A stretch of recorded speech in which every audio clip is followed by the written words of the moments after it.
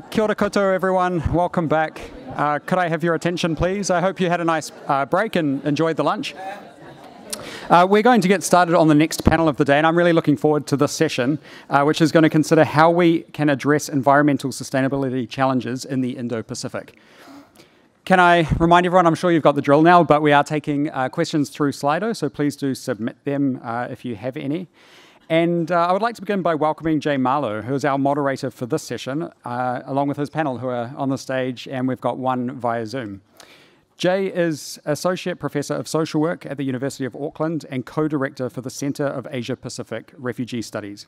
His research focuses on refugee studies and settlement futures as it relates to migration policy, the role of technologies, and disaster risk reduction. In 2019, he became a Rutherford Discovery Fellow to pursue a year-long research program related to refugee settlement trajectories. Please join me in welcoming Jay.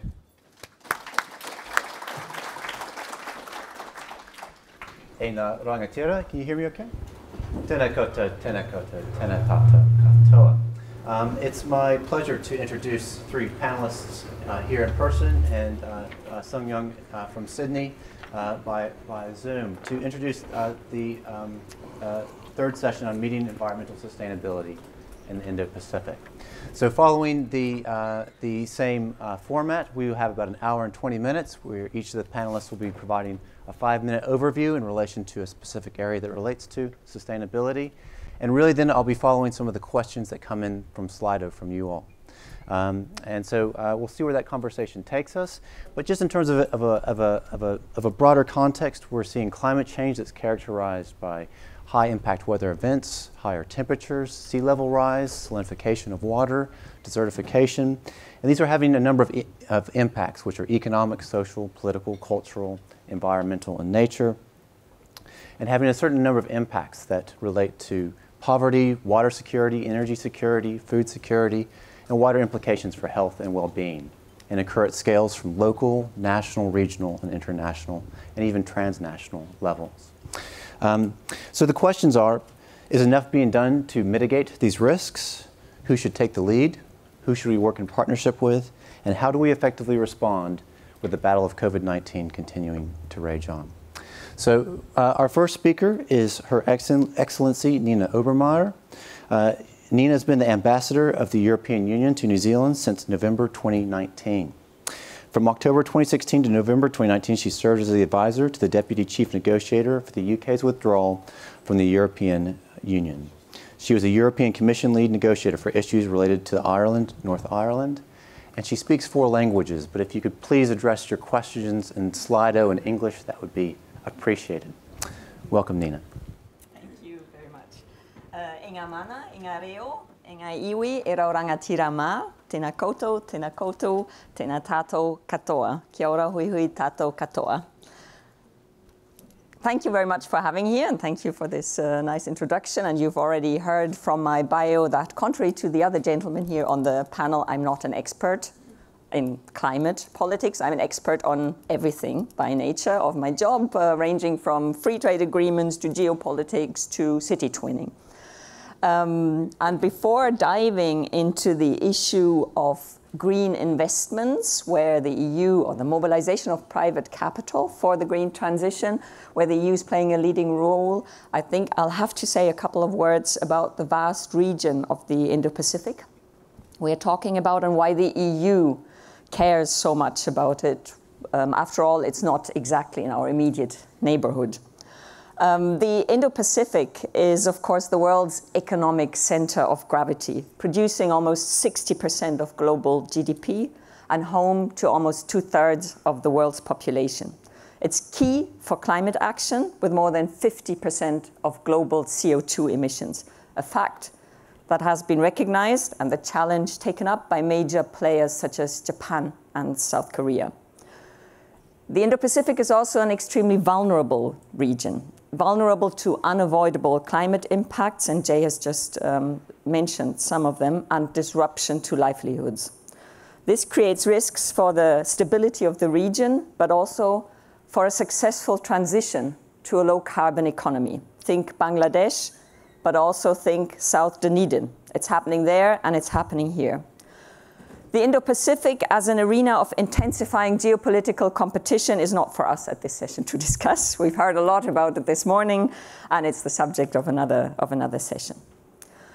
I started off by saying I wanted to explain why the EU cares about the Indo-Pacific, and I think I should mention three main reasons. We care about the region because the European Union was created as a peace project, and this is why we cleave to democracy, rule of law, human rights, and international law.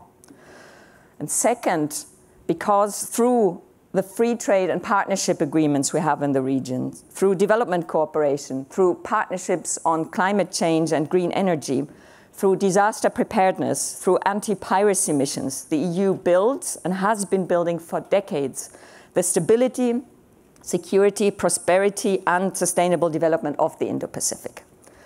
And last but not least, and I'll come back to that repeatedly, because we are committed to leading by example when it comes to transforming the European Union and its member states into a green and digital economy and green and digital societies. We are doing our own bit when it comes to reducing emissions, and today is a big day for us. It's not only Bastille Day, French National Day. Congratulations to the French community here in Aotearoa, New Zealand. But it's also the day when we will be adopting, just a couple of hours from here, our Fit for 55 package. And it's been mocked as a fitness program for middle-aged people, but it's not. The 55 actually relates to our emissions reduction goal of 55% by 2030, and today we're setting out how we get there in great detail across policy areas, and we're very proud of doing that. We're the first ones to really spell out in detail the pathway to net zero by changing the way we live, we work, and manufacture things. Transforming economies and societies requires a lot of money. Globally, it's estimated that close to 500 times of what was spent to send man on the moon is needed. Your Prime Minister called it New Zealand's nuclear-free moment. We say this is our generation's moonshot moment. The alignment of the stars, all sources of finance, public and private, national and multilateral, is required. How we kickstart public and private capital is a priority for the European Union, well beyond our borders. Let's look at public finance first. The EU is the largest, the EU, and there I mean the European Union and the 27 member states, together are the largest development aid donor in the world. And like with all European Union spending, 30% of every euro we spend, no matter in which policy area, but also in development aid, has to be directly climate relevant. And the other 70% will be screened to ensure that they do not harm, that the investment does not harm the transition. That's our do not harm principle that is applied to everything we spend and to all our investments. But that is not enough. Globally, we have to do much more to help the developing world leapfrog to low carbon and resilient development. Despite a pledge to mobilize $100 billion a year for climate finance, we're falling short. 85 billion have been mobilized this year, of which 25 billion by the EU and its member states, a lot more than our GDP share. We're very happy to lead, as often on these matters, but delivering on our global finance targets and investments needs cannot only rely on the EU's shoulders. So we cannot fund the green transition from public coffers alone. I think that is very clear. The sheer scale of investment needed makes that impossible. Private capital flows are critical towards reaching the world's temperature targets. The EU demands more from private investments. To reorient private investments toward climate action, we've put a robust and clear framework in place. First, we've required all large private investors to conduct climate risk analysis. We do not need a new financial crisis on top of a climate crisis. Investment in unsustainable activities are increasingly likely to become stranded with implications for financial stability. So the absolute requirement to first conduct a risk analysis. that is to be done ahead of investment decisions, and this is complemented by clear requirements on disclosure and monitoring of all financial sectors and big corporates' activities after investments are made, with sustainability as a benchmark. But, and this is what we're most proud of, in order to decide on where to invest and to provide certainty and clarity to investors, the European Union has constructed a sustainable finance framework, which identifies what a sustainable investment is. It's called the Green Taxonomy, and it allows investors to identify activities with reduced or no exposure to climate and environmental risks, and more importantly, real green activities that actively reduce climate and environmental risks. These measures will reorient private capital flows wherever the EU has a significant economic footprint. And we are significant private investors across the world through our multinational companies, our large banking system, or our pension funds and insurance companies. EU actors are the largest issuers of green bonds worldwide and major sustainable investors. We'd like to inspire other nations and other regions across the world. Just last week, we announced that we will use EU development aid to put the right frameworks in place in low and middle income countries to attract capital thirsty for investment in the transition. The size, strength, and determination of the European Union, third largest economy in the world with more than 450 million citizens, means that we are setting the standards for green investments. And hopefully, we can provide private investors with the means to make green investments decisions to make transition a reality. Thank you very much.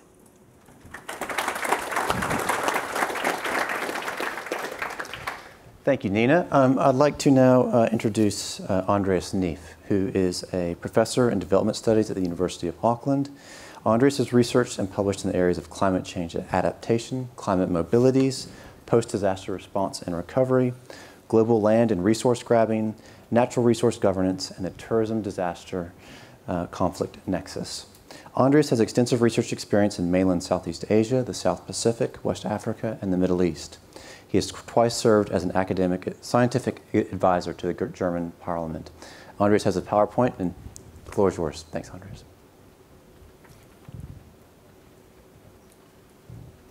Kia ora tātou katoa.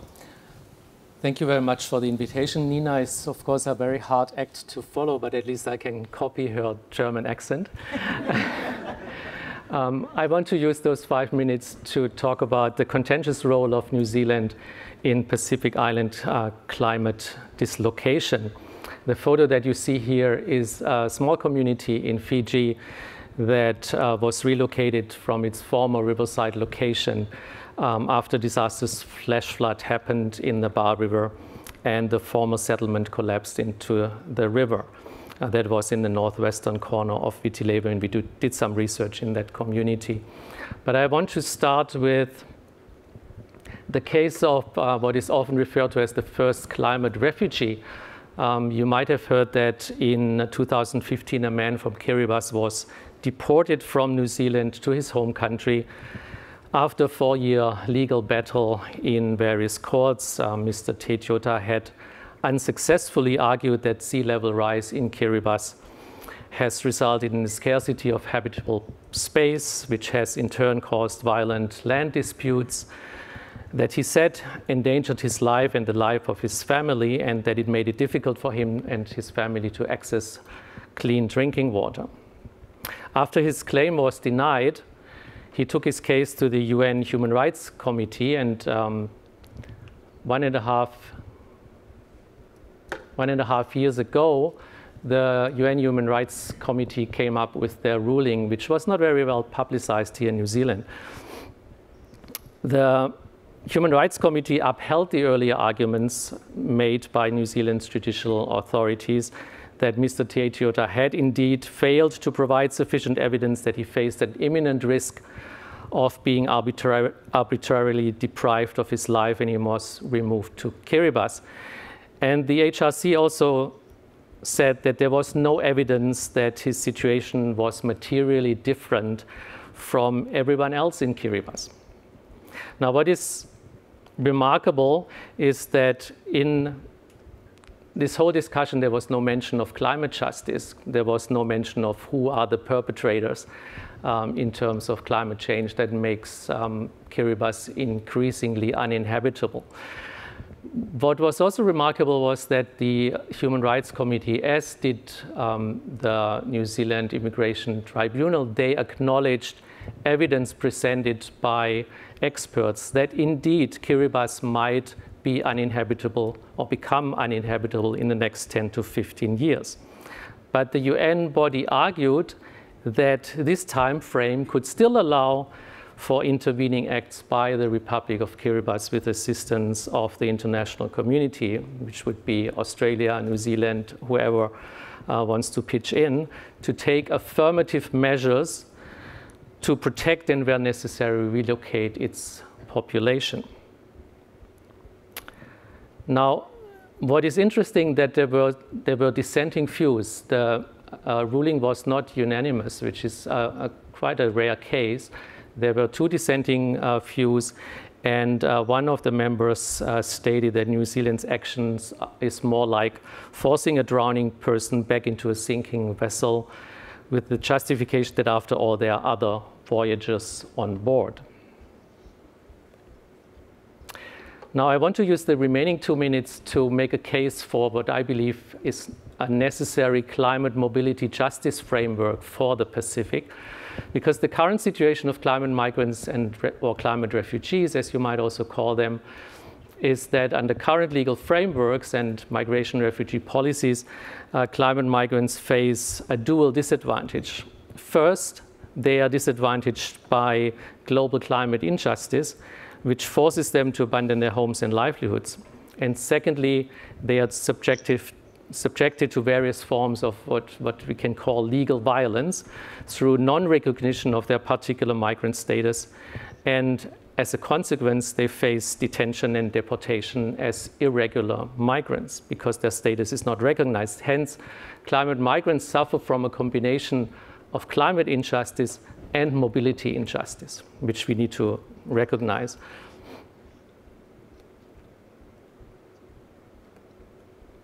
So the major argument that we are making is that rather than framing climate migrants simply as victims of climate change, we need to see them as wronged parties, which requires an understanding of climate injustices for which they are owed redress.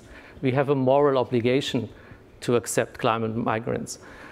So this requires an acceptance of the fact that migration pressures are impositions that high greenhouse gas emitting countries such as New Zealand, we currently are like the 12th highest emitting country on a per capita basis in the world. So we have placed people in low emitting countries such as Pacific's small island development states into a situation where they are owed redress for those impositions that make their countries increasingly uninhabitable. So I believe we need to accept a fair share of future climate migrants into New Zealand if they should wish to come to New Zealand, and particularly increase our financial assistance for climate migration taking place within those countries. There's several arrangements, for example, Kiribati citizens being integrated into the island of Fiji, which in itself is facing the brunt of climate change. So in closing, I want to suggest that Aotearoa New Zealand needs to acknowledge its historic and contemporary responsibilities for climate-related dislocation of Pacific Island peoples. Thank you very much.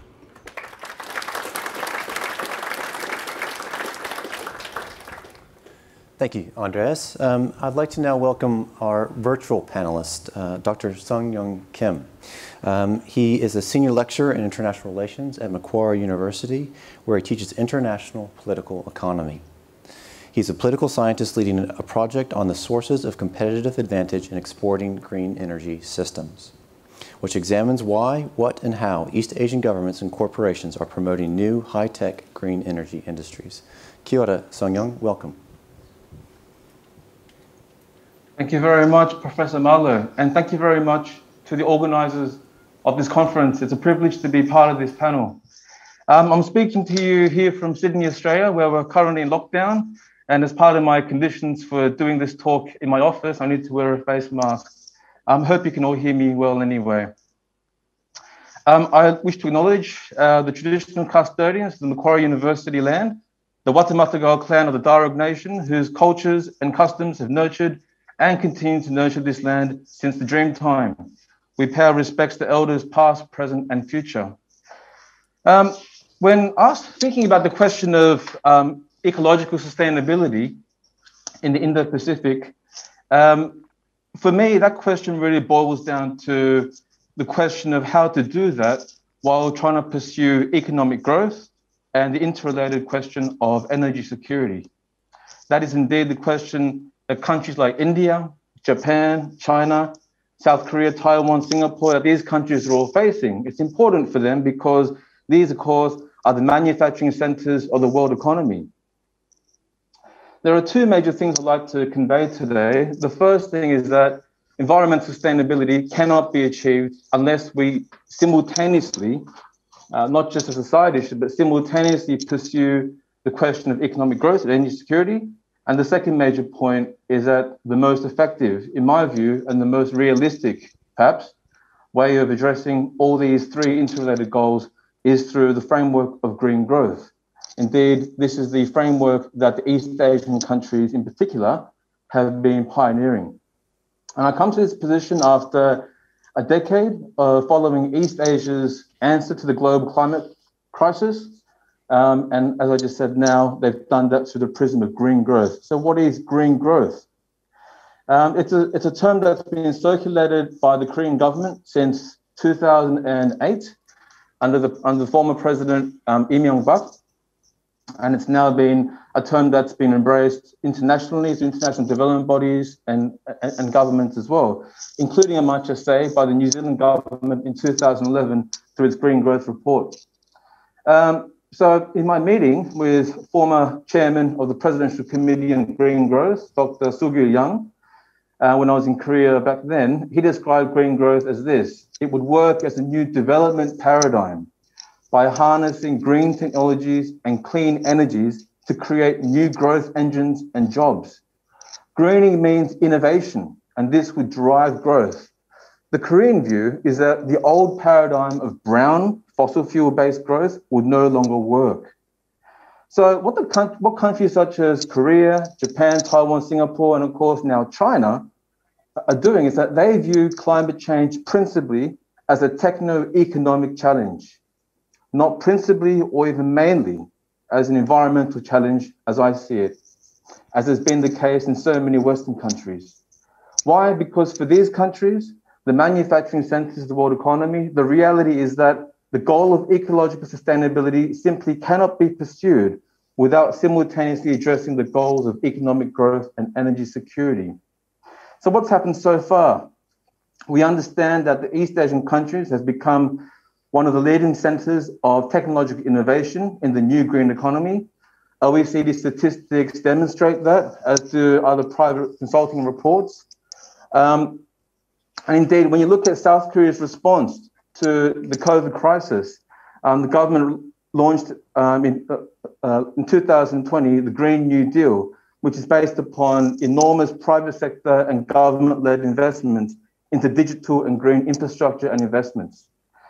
So much so, East Asia has become recognized as technological so much so that it was even President Biden who recently, in his administration, announced in the $2 trillion infrastructure investment plan that one of the main drivers of the US response was the fact that China holds 1/3 of the world's renewable energy-related patents. Indeed, China and other East Asian countries are now world competitive manufacturers and exporters, rivaling those even from the incumbents from North America and Europe. Of course, Germany is a big leader in that field, and of course, Denmark. Things like solar panels, wind turbines, batteries, electric vehicles, and my own specialty, smart grids. So as they green their manufacturing industries, they're also greening their power generation. If I have a chance later on, I might talk more about China, but of course, China is the standout leader of the pack in this region as the world's largest producer and the world's largest user of renewables anywhere on the planet. It even beats the EU 28. China's electric energy power generation system is the world's largest power generation system. It uses, of course, the highest amounts of coal. It is also the largest emitter of carbon emissions, but it is also the world's largest user and producer of renewables. Other East Asian countries such as Korea and Singapore have been a bit slower to respond to their greening efforts in terms of the power generation. So I'd like to just finish up on 4 major points. If we're serious about ecological sustainability, what the East Asian region tells us is that we need a way of pursuing this goal with equal attention to the goal of growth, economic growth, and energy security. What countries like Korea, China, Singapore, Japan, Taiwan show us is that this is indeed possible. Can the efforts occur faster? Absolutely. And indeed, what my colleague Professor John Matthews refers to as a global green shift towards resources and energy, towards circular economy foundations, provides a very positive picture that there are international forces at play which are accelerating this green shift. Is there a realistic alternative to green growth? What the East Asian countries tell us is there is no other realistic alternative. And this is what they're betting big on. Thank you.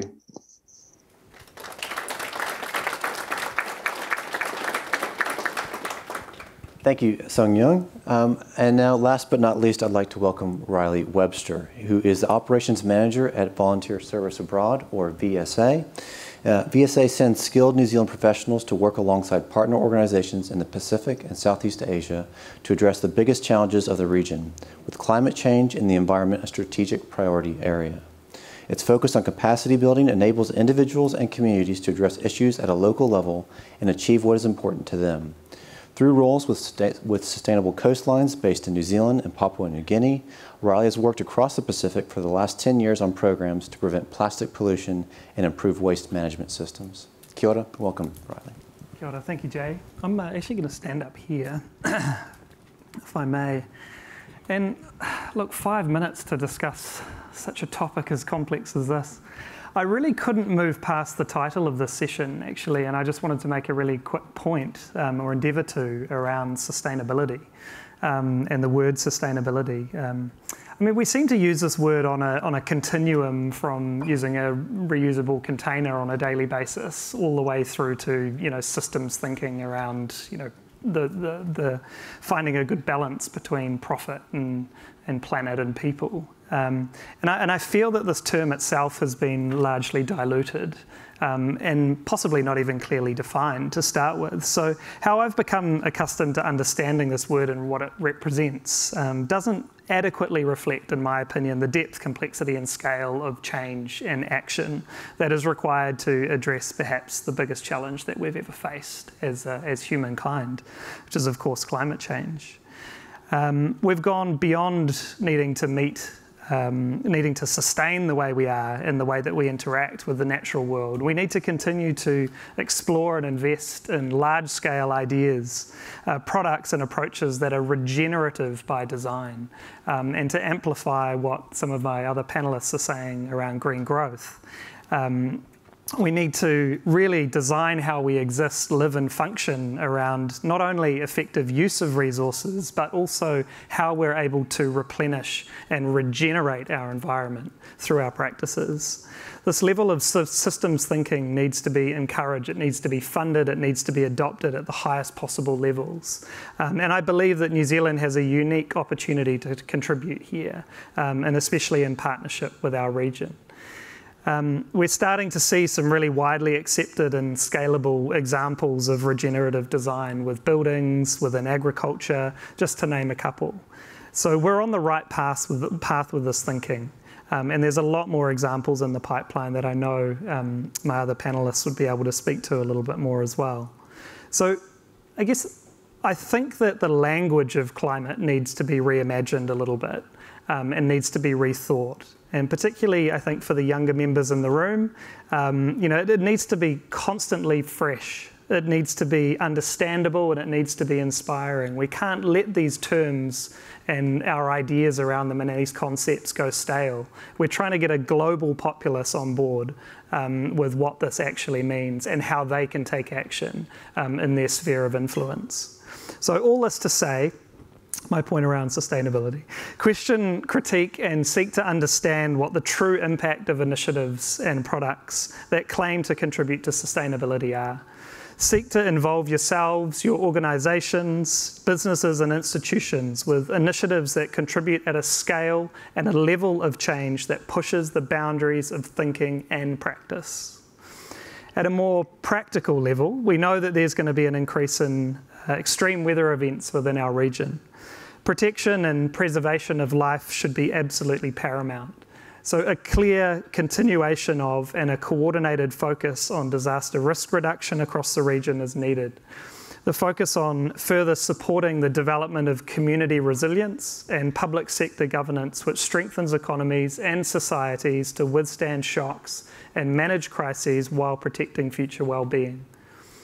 Ensuring that our emergency and humanitarian response capability here in New Zealand, not just the Defence Force, but through our civil society actors, is well resourced in the coming years is critical to New Zealand's relationship with its Pacific neighbours in particular. But a measured approach still needs to be taken. Tropical Cyclone Harold, for example, which struck the Solomons, Vanuatu, Fiji and Tonga in April 2020 saw, on the whole, a more locally led response without the so-called noise of international actors that were present in, say, Cyclone Pam, for example.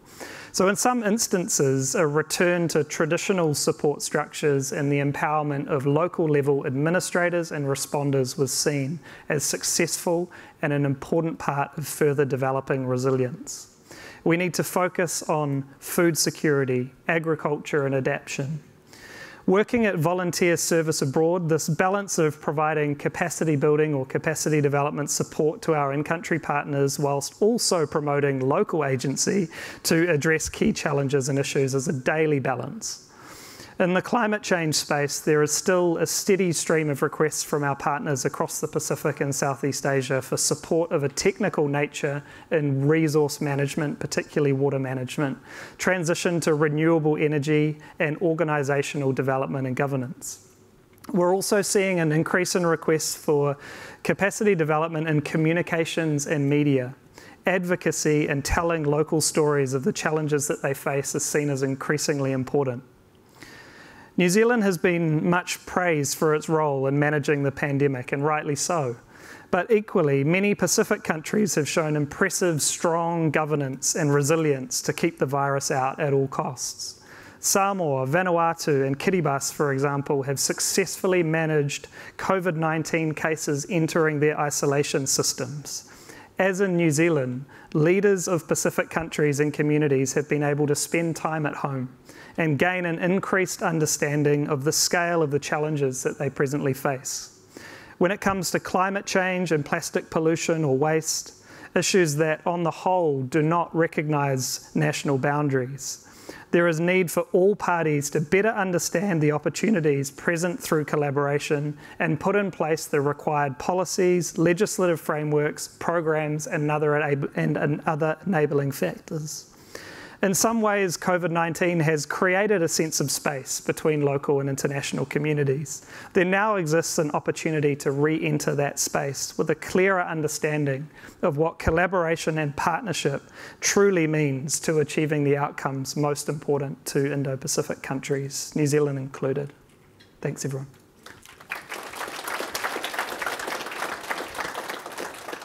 Thank you, Riley, and for that closing thought to think about the ways that we might be able to reimagine. I think we'll start having some questions coming through on Slido, and I haven't been checking my emails. I've been following the conversation that's been coming through.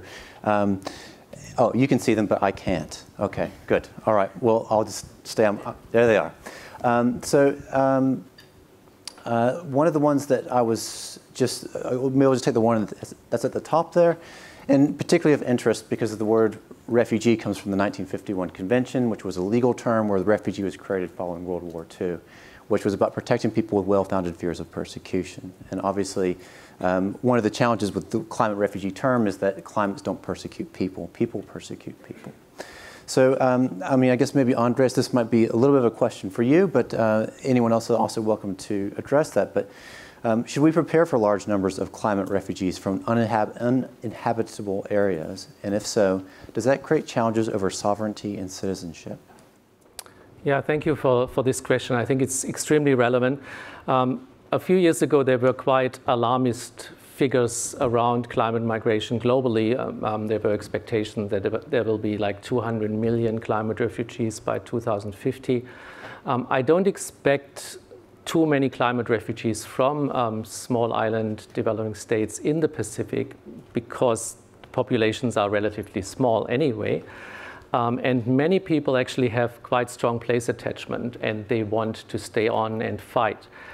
So I believe the numbers will not be as large as some people might think.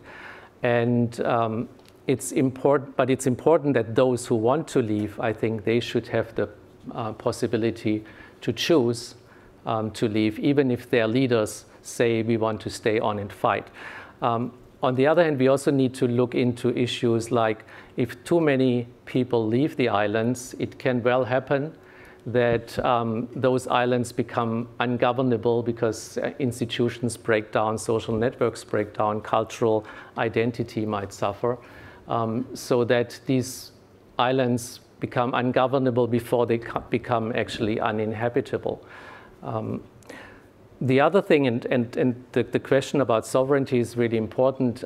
First of all, it raises questions about whether if a country like Kiribati becomes uninhabitable and has to relocate all its population, what happens to citizenship status, what happens to territorial sovereignty, etc. It also raises the question, climate migrants being accepted into Aotearoa, New Zealand, to what extent it has implications on Maori's sovereignty claims, because of course under Te Tiriti obligations, Maori have a strong voice in the question whether we accept climate migrants from the Pacific. So those are just some thoughts on that. Is there anything, Raleigh, that you'd want to say, or is that? Look, not especially. I guess I'm just always interested in, you know, when you're looking at the cultural aspects, it's not just the physical aspects of needing to leave a place and just the complexity around that. And I guess, yeah, whether there's what consideration, I know you've got some current research that you're looking at around the kind of very real, very raw nature of someone needing to leave their whenua. I'm certainly aware that even some of the discussions around the term refugee in the Pacific has been highly contested for some of these reasons that you spoke to. I guess moving on to the next question, and maybe I might send this to you first, Sung Young, and then maybe Nina, you might have some ideas as well. But you know, I was thinking about the trifecta that you mentioned earlier, Sung Young, around ecological sustainability, economic growth, and energy security. And how do we get to governments to respond to the climate emergency as seriously as they have to other issues such as COVID-19? Yeah, thanks. Well, look, I think it's been made clear by countries like South Korea, which is quite instructive in response to your question, in that, you know, coping with the COVID crisis does not necessarily involve a trade-off with environmental goals. You know, one of the big initiatives under the Korean New Deal, launched in July last year, is the Korean Green New Deal. And that involves, out of the $135 billion that the government has mustered in cooperation with the private sector, about $62 billion will be invested as part of the Green New Deal. And the whole push behind that, of course, is to invest into smart grid infrastructure, invest into hydrogen refueling stations, fuel cell electric vehicles, you know, you name it. So I don't see it as a necessarily trade-off, but in fact, responding to the COVID crisis can also further those greening objectives. But that's a question about that relationship between COVID and greening. In terms of what governments can do, I think governments have demonstrated that they can play an important leadership role. And China is a really good example of that. I mentioned before that China's got the world's largest electric power system in the world. It's also responsible for the highest levels of carbon emissions. But it's also the world's largest generator of renewables. I should clarify before. I think I said China's rate by 2019, it's generating its power generation from renewables, that's water, wind, and sun, was 27%. And I said that that's even better than the EU 28. But what I meant to say is it's better than individual countries in the EU 28, which collectively had 34%. So China really demonstrates that governments can play an important role. And what the South Korean Green New Deal plan tells us is that we need to get the private sector involved.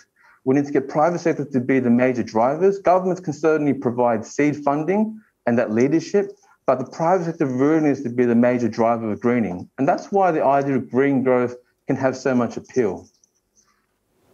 Great. Thank you, Sung-Young.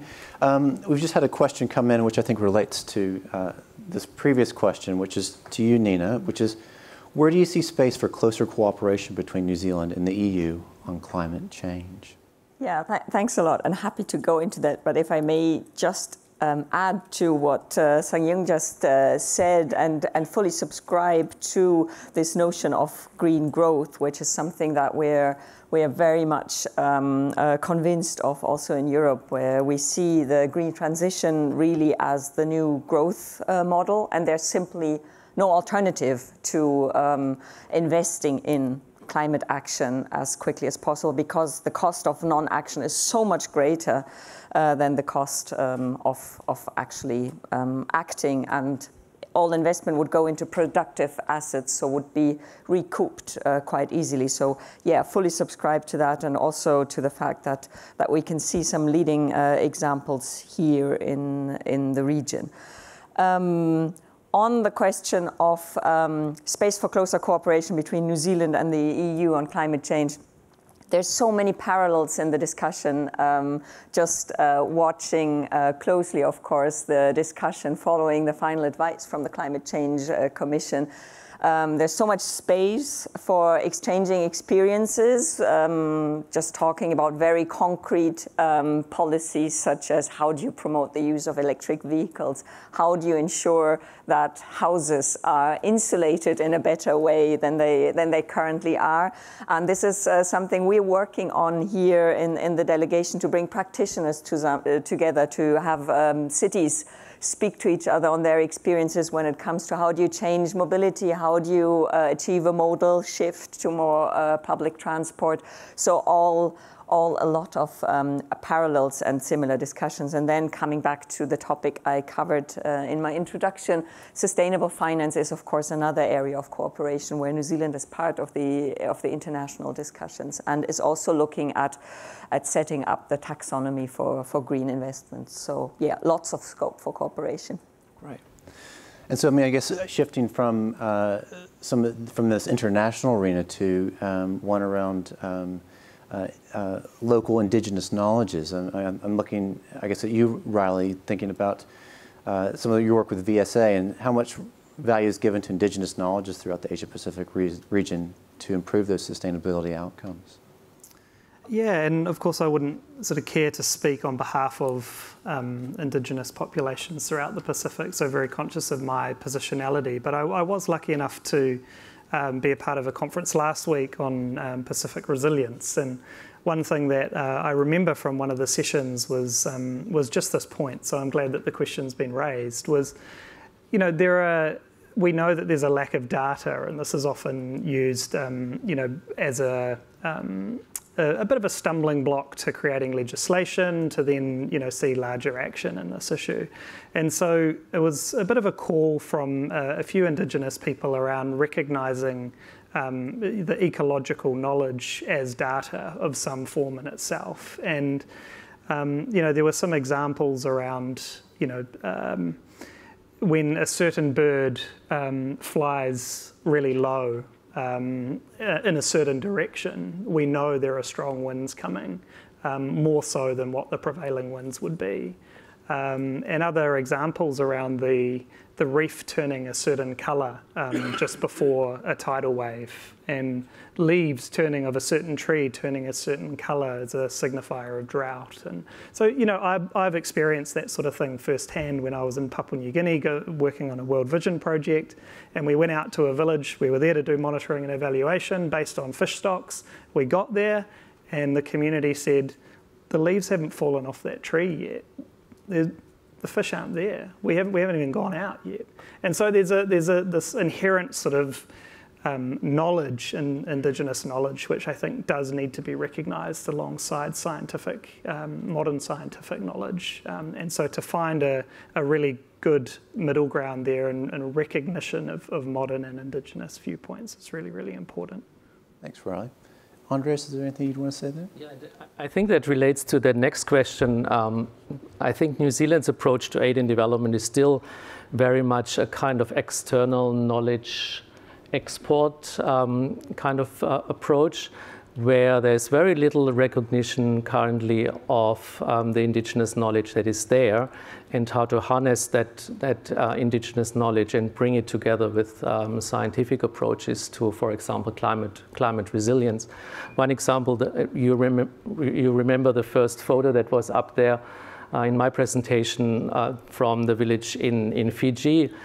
Those houses were provided by Australian Aid and Habitat for Humanity, cyclone resilient architecture. But actually, Fijians have done cyclone resilient architecture for 100 years, and they know very well how to construct houses that are resistant to cyclones. The problem is that people now have moved more towards modern houses. Modern house is not what we think about modern house. It's basically rectangular wooden structures with a corrugated iron roof, but they feel it's more modern. It's just better living. But those traditional housing structures have proven to be very cyclone resilient. And again, what Riley said, people in Fiji as well, they know what to do when a disaster approaches. They know how to ferment food, for example, to live through a 3-week flood or to get through a cyclone. But this knowledge is more and more eroded because expert knowledge is coming in that tells people you need to build hard infrastructure, and all this kind of build back better discourse is often actually pushing aside indigenous knowledge systems. Great. Thank you, Andres. I've got a question for Nina, but actually I just saw that I want to give a shout out to Patrick at Scots College, wherever you are, Patrick. But I think this is a question for you, Riley, thinking about your work on sustainable coastlines. And how is the 42 million pounds of plastic, 491 billion pieces, in the South Pacific affecting the seafood industries in Pacific nations, given the fact that Pacific nations' primary source of food is fish? What needs to change in New Zealand and abroad? That is a good question. There's some good statistics too. I wasn't aware of that. Wow. Look, again, I'm lucky enough to have had a bit of first-hand experience in working with some coastal villages in Papua New Guinea again.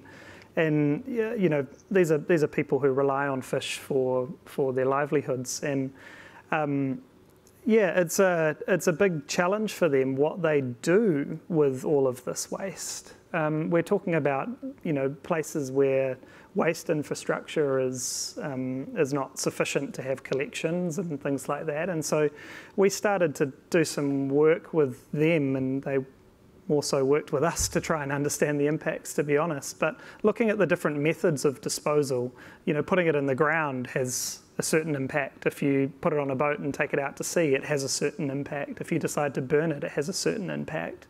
Doing a little bit of both, you've kind of got feet in all camps. So there was an understanding of the need to make a collective decision about one way of doing things, while there was broader work done around reducing the amount of plastic waste going into these villages.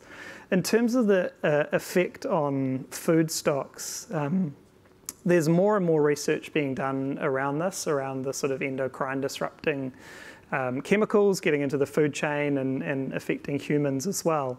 So yeah, I think globally this is becoming an issue, not just for particular communities that rely on fish, and we're learning more and more about it. But I think, you know, when we're starting to look at waste management as an issue, particularly in rural areas, we see the biggest gains when we're able to have data that is then able to inform legislation. But then again, legislation is a piece of paper unless it's enforced. So there's got to be a really sort of coordinated approach to how this works, and that needs to take into account you know, locally relevant cultural factors and other things as well. So I'd love to have a really solid answer for you on that one, but it's a complex space. Great, thanks, Riley. Sung-Young, I see that you've got a hand up. Is that on purpose or? Yeah, that's me. Okay, great. Go for it. Yeah, thanks. Look, I think it's a really interesting question, the question about plastics. One of the things that the East Asian countries have been investing in is, of course, urban mining initiatives. And urban mining offers a way to significantly reduce the cost of recycling materials such as plastics, but also things like copper, steel, iron, that kind of thing. And there are lots of companies involved in this right now. Companies like those in Korea, in China as well. And what they're discovering now is that there are ways to make things like copper cheaper to be used through urban mining. And although the quality level is a little bit lower right now than you'd like, but it's cheaper to do that than to use virgin materials, freshly mined materials. So, you know, this is one of the ways that we might see this shift towards greening, investing into greening, being a way to directly tackle this question of plastics polluting the oceans. Thank you. So my next question is for you, Nina, and it's from Patrick. Oh, sorry, it's not. It's disappeared. It's just disappeared. I had a question for you, and it's just. Yeah, I remember it. If you. Is we're in Europe going to get serious? Tim we'll get serious. Of yeah, course. that's right. That's right. It's there. It's there. It's up there. There we are. Thank you, Tim. So there's a question from Guy, which is Europe going to get serious about zero net emissions agriculture? And will it translate this into the pending FTA with New Zealand? Without pressure from trade partners, New Zealand may remain a pollution haven. Do you have any comments? No meeting without a question on the FTA, so no surprise here. Yeah, but seriously, of course, this is something that we're very interested in, and given that both New Zealand and the EU have subscribed to the net zero goal for 2050, and we've both enshrined this in law, we'll be watching very closely what's being done in New Zealand in this regard. We're just about to put our package on the table that'll also look at land use, and for next year we'll be looking at methane. But we also acknowledge, of course, that our job is much easier in this area than it is for New Zealand, because our share of emissions from agriculture is much lower than it is for New Zealand. So again, there I think there's a lot of scope for cooperating, for example, on research, where New Zealand is really at the top of its game when it comes to looking at emissions reduction research in the area of methane, and we'll be looking at how the update of the nationally determined contribution ahead of Glasgow, how this will articulate in the New Zealand debate, and what it means to integrate agricultural emissions into the emissions trading system, something we are very interested in. But in the end, this is an objective that New Zealand has committed to under the Paris Agreement, and how it goes about this is very much a matter for the New Zealand government to decide, but we're always there to exchange experiences and to work together on finding solutions in the area of technology. Great. I think this next question, I might see if anyone wants to respond to it, and it's, I hope I'm pronouncing your name correctly, Tanumia. With climate change's effect on the Pacific Islands, how do we support the local economy? Especially with the expense of renewable energy resources and the strict COVID restrictions on other countries, it does affect the tourism of the islands. How does it affect the tourism of the islands?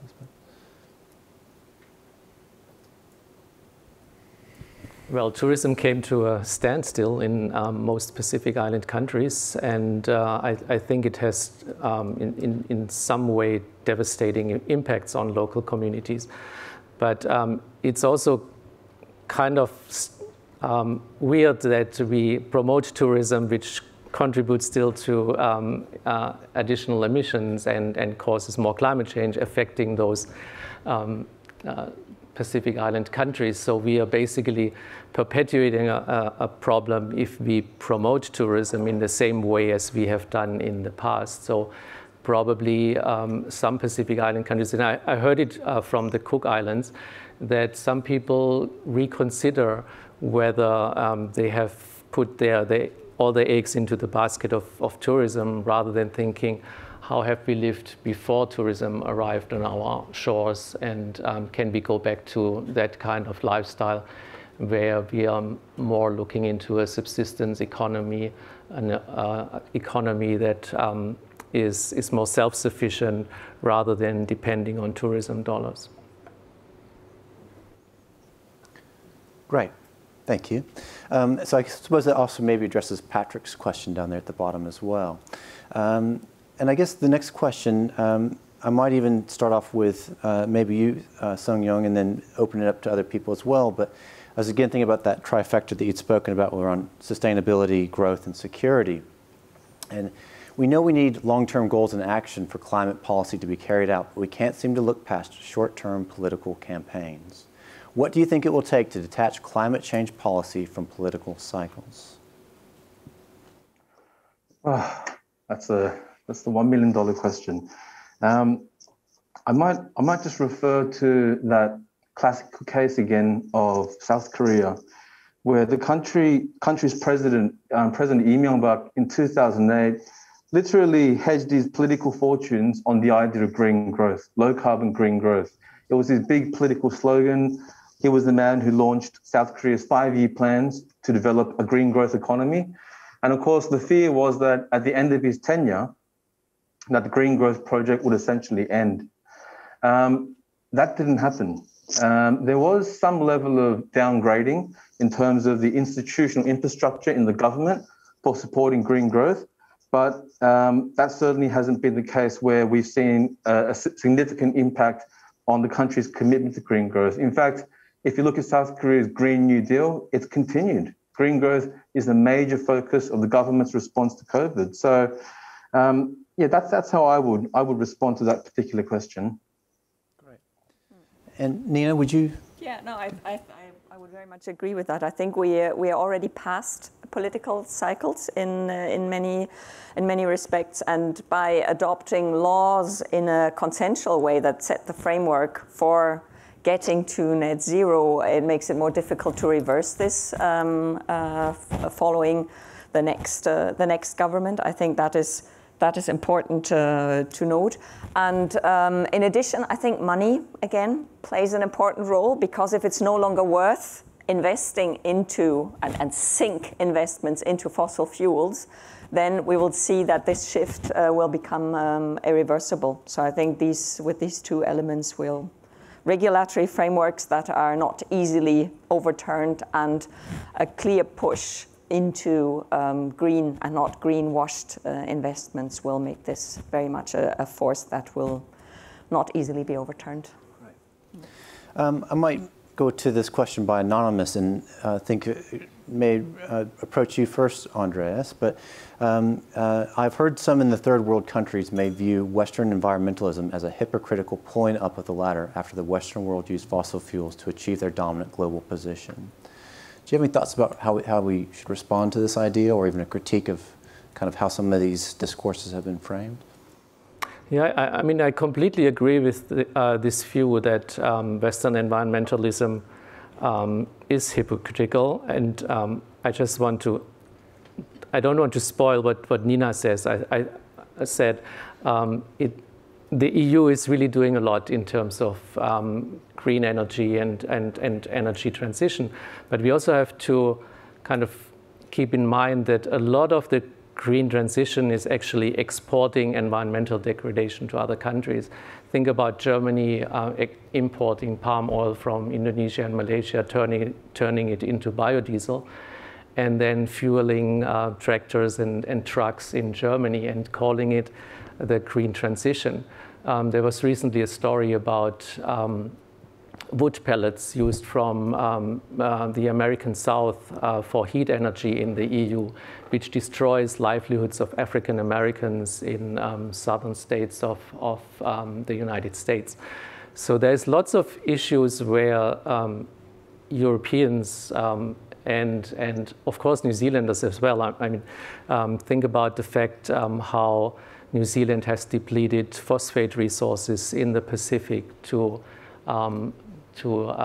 provide fertilizer for New Zealand and Australian pastures, and how our wealth has been built on this destruction of resources in the former colonies, and how this destruction still goes on in many places. There would be lots of other examples that we could add to that. So of course, Western environmentalism is often based on destroying resources elsewhere. And I think that has to be, the awareness in society has to be created, and these kind of processes have to be stopped if we want to have a more equitable equitable transition towards green energy that is globally just as well. Anyone else want to respond to that? Okay, so maybe just look at the question at the bottom here. I'm thinking, Riley, and possibly as well, Sung Young, you might have a response to this as well, thinking about maybe your comments around even urban mining. But every time a plastic bottle is recycled, a new chance is presented for irresponsible disposal. Should the world be moving away from recycling towards eliminating production of single-use plastics entirely? Yes. Yeah, and I think you know, one of the in the brief of this session, we were also looking at COVID-19 single-use plastics as a result of COVID-19 and medical waste. But you know, I think if we're looking at positioning plastic pollution in the global context, I mean, we've got a lot of single-use sort of plastic on the tables here today. It's pervasive in our lives. It's everywhere, and so I think if we position COVID-19 waste within that, I think, you know, we've got to really start to look at it at a slightly bigger level around elimination of single-use plastics more generally. I think if there is a case for the use of single-use plastics, it's probably in the health sector more than anywhere else. Not advocating for that, of course. So I think, yeah, I think we are. There's certainly much more consciousness around it these days. I believe that, you know, although a large amount of sort of greenwashing occurs in the alternative space, I believe that we are slowly transitioning to reducing plastic. And just making sure I'm answering the question properly. I think it's gone now. But yeah, I guess, yeah, I believe that we're moving in the right direction. But again, I kind of go back to this sort of chain that we find ourselves in around on the ground needs data, which needs advocacy, which needs legislation, which needs enforcement of legislation, and it needs global cooperation in this space. And I think, you know, perhaps Nina or others may be better at kind of talking at that global cooperation level, because that's where the big gains are made. More so than at an individual level, dare I say it. But we do need the behaviours ingrained in populations to be able to really buy into some of that higher level thinking. Sung Young, anything you'd want to say there? Or? Yeah, look, I completely agree. Single-use plastics go, absolutely. But I'd like to just qualify what I'm going to say by saying that plastics are a wonderful material. You know, they offer that kind of, it's cheap, it's light, you know, there's so many benefits of it. And to ask people not to use plastics at all, which is not the question, by the way, it's about single-use plastics, it's just not going to happen. The question to therefore how to deal with that is not to restrict the use of plastics necessarily, although there's a good point about restricting single-use plastics, but it's about developing those urban mining systems, those technologies, which will enable us to use plastics. Sorry, I just lost you there. Can everybody hear me? Yes. Okay. And could I just briefly go back, because I think this question about sacrificing the use of certain materials kind of goes back to the question of asking, for example, developing countries to make certain sacrifices. And the fact of the matter is that for countries like India and China and the developing world today, they look at the Western world and think, of course it's a hypocrisy. You're asking us to make sacrifices on our growth, sacrifices on our development. And guess what? It's not going to happen. You guys have had your time in the sun. You've had access to cheap, reliable fossil fuels to fuel your development. Well, to ask developing countries today to sacrifice that for the pursuit of ecological sustainability, it might be an ideal, but it's not going to happen. So that's why I think the question of ecological sustainability really boils back down to the question of how to address economic development and the question of energy security. Thank you. Shifting to you, Andreas, we had spoken earlier about, or you'd mentioned how New Zealand ranked on a per capita basis, I think at 12th or 13th in the world in terms of how much it emits carbon. And we've just had announced sort of the long-term zero carbon plan. And I guess looking at this question, again by Anonymous, which is New Zealand wanted to be a leader in sustainability, but many agree nothing much has been happening, including protests that the Climate Change Commission work isn't going far enough. Is it because we're too small, or what is the issue? Yeah, the small island argument has been put forward a lot, that no matter what New Zealand does, it doesn't have an impact on climate change. And I think that's very problematic. And I think we can give credit to the current government that they are shifting the rhetoric around it, but they are not really shifting short-term policies towards making a difference. I think they have been good in providing this grand vision of having a zero carbon act by 2050, but what is lacking are these short-term steps towards reaching that goal, and I think that's really problematic. We don't have a clear goal what should happen by 2025, 2030.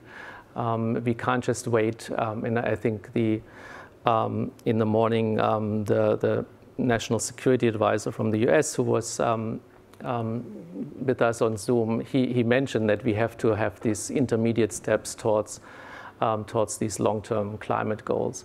And I think we are not ambitious enough. And Nina said it, she made it very clear what kind of Herculean task it is to have this green transition. And I think the EU has understood that it's a huge task. And we haven't understood it yet in New Zealand, that it takes sacrifice, it takes transformation of society, transformation of the economy, and very, very hard measures that will be painful for all of us. Great. And Nina, was there anything that you'd want to add to that? Yeah, maybe just a word. I mean, we're the EU 27. We're responsible for 8% of greenhouse gas emissions. So that's also not obviously a much bigger share than New Zealand, but not such a substantive share. But it's exactly about showing leadership. And I would be a bit more optimistic than Andreas on New Zealand's decisions. I think we'll have to wait for the debate to pan out. The final advice is only a couple of weeks old, and we'll be seeing in the second half of the year what the policies and what the decisions are that will be taken by the New Zealand government to draw out exactly the detailed steps on the way to 2030 and to 2050. And I think important, and you've touched on that, Sung Yang, as well, is this whole question of how can we make sure that this transition is just, and that is, of course, on a global scale when it comes to the Pacific and also the developing nations, but that is also true for within our societies, because it's very clear sacrifices will need to be made. There will be winners and losers. There will be some people, in particular vulnerable people, that will have higher bills for their heating, for example, and that is one of the great challenges, and this is part of the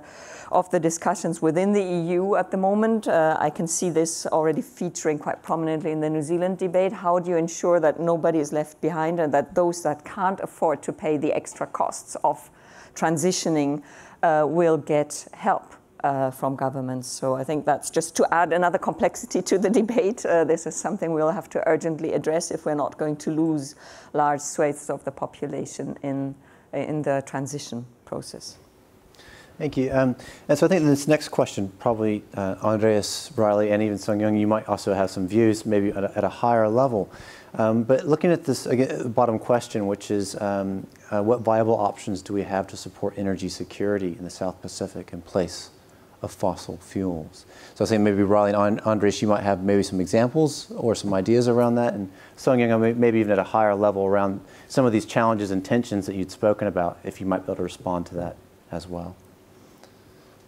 Yeah, look, I'll just mention briefly, you know, through VSA and other kind of development initiatives, there is still a call for a lot of technical expertise in transitioning to renewables and ensuring energy security generally. But it's always a bit of a collaborative approach when we're looking at something like energy security, climate change. You know, these are collaborations, they're partnerships across the board. So we're seeing, and partnerships are always, you kind of lay down what you can bring to the party, and then you start to sort of fill in the gaps between those different actors. So we're still seeing a number of requests come through around transition to renewables, particularly from a technical expertise perspective. So yeah, maybe I'll leave it there. Just to add, I think what many of us don't realize is that in the Pacific Islands, a lot of the energy use is not for land-based energy. It's actually the sea-based energy that is important. So it's, if we make an island nation like Tokelau 100% fossil-free in terms of like providing electricity on land, it doesn't mean that the sea-based transport necessarily will become emission-free. So I think we need to focus much more on sea-based energy, because, of course, connectivity between the islands is very important. So, but basically, wind and solar are probably the most promising alternatives to fossil fuels, and probably tidal energy. But I don't think there's a lot that has been done in that space. Sung-Young? I think the big challenge for any island-based community, such as those in the Pacific Islands, is, of course, the import of diesel. Diesel is a major source of energy for most remote communities. And what the Singaporeans and the Koreans and Taiwanese indeed have done is to really focus on the development of remote island microgrids.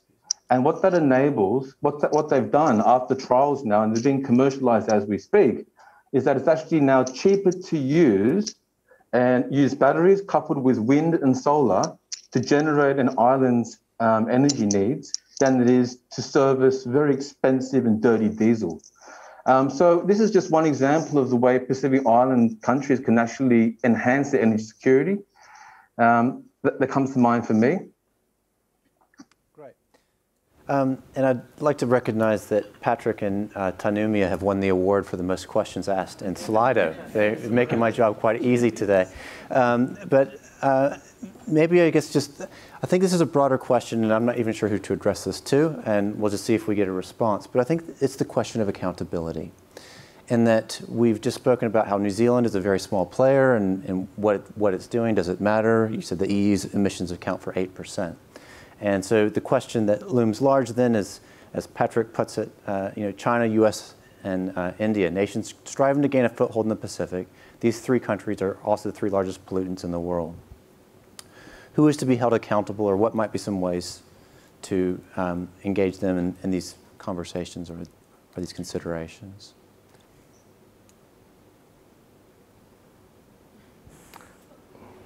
Maybe just starting with India. India would probably argue we have 300 million Indians who don't have access to electricity. What should we do with them? The cheapest way to provide electricity for them is coal, and that's what we have in abundance. So provide alternatives to India in terms of how to provide electricity to 300 million people that haven't got access. That is a huge challenge, of course. USA is doing now a little bit more in terms of climate change with the Biden administration, but whether he will get all his ambitious programs through, that remains to be seen. The next Congress elections are coming soon, and let's see whether he can maintain a majority for the Democratic Party. Anyone else?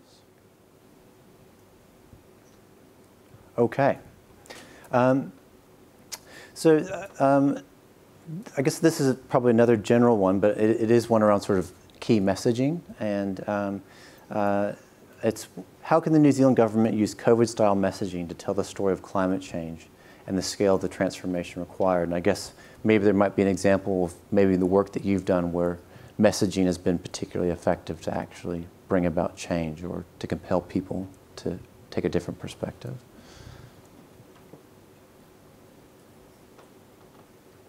I might just make a quick comment around, I guess, public messaging generally in the kind of the love, not loss space, and how if we can establish love for something, then we want to look after it and we want to protect it.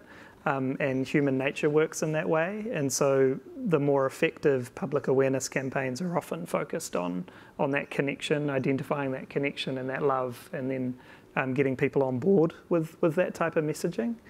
I think in terms of the COVID-style messaging, the simplicity of the calls to action and how it's been presented have been great. I think it's got a lot of people within society using technology in a way that perhaps they haven't previously. So I think there is an opportunity to capitalize on that. And I think to kind of look a little bit down at one of the other questions around upskilling young students or youth, we know that in the Pacific region, there's 12.3 million people in the region and a median age of 27. So we know there's a significant youth population who are starting, obviously there are access issues, but they're starting to use technology a lot more. And that traditional sense of a community is not just a village somewhere isolated. There are online communities all over the place, and we're seeing a lot of that in the youth climate movement particularly. And so how we can start to utilize technologies and youth be driving those technologies for campaigns, I think is a space that we should be putting a lot more investment and attention into. And if I may maybe add to this, I think it should be the other way around. It shouldn't be, and this is also what we've seen in the past, it's not the government that should do the messaging, but it has heard loud and clearly what needs to be done by scientists, but also by grassroots movements such as Fridays for the Future that made very strong remarks about the sheer scale of transformation required. And what's needed now is not the focus on individual responsibility. And whilst it's of course important to use less plastics, and I've got my keep cup always with me, we know that the massive changes required will be done through changing the way our large corporates are working, and not whether you use a straw or not. So I think the messaging to explain certain policies and how they need to be implemented, that is important, but much more important are the laws and where the money is put, and that that we actually walk the talk instead of having glossy campaigns. So we've got 2 minutes left, and Nina, you've spoken about just transitions. Andreas, you've spoken about climate justice. Riley, you've mentioned the importance to reimagine. And Sung-Young, you've spoken about the power of possibility. So I guess looking ahead, is there just any kind of final statement that you'd like to make or any concluding remarks before we end this session?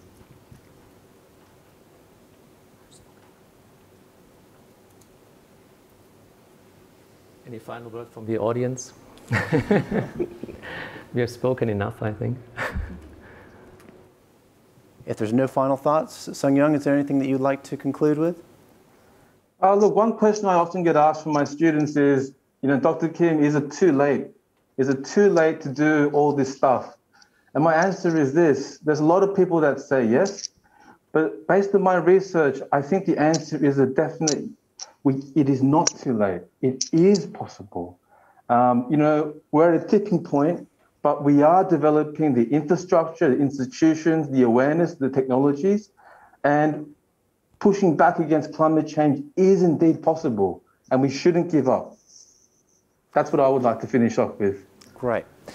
I think that's a wonderful way to conclude things. I would particularly like to thank Riley, Andreas, Nina, Sung-Young. I'd like to thank Tim for sitting in the background and doing such a great job with the slides. And maybe I'll just hand it over to you. Thanks a lot, Jay, for moderating such a fascinating discussion. And to the rest of the panel, it was a wide-ranging and stimulating conversation in areas that are so important for us to address. And thanks also to the audience for so many questions. I think we had about 30 questions and there's still to get through. So great to see so much interest in this area.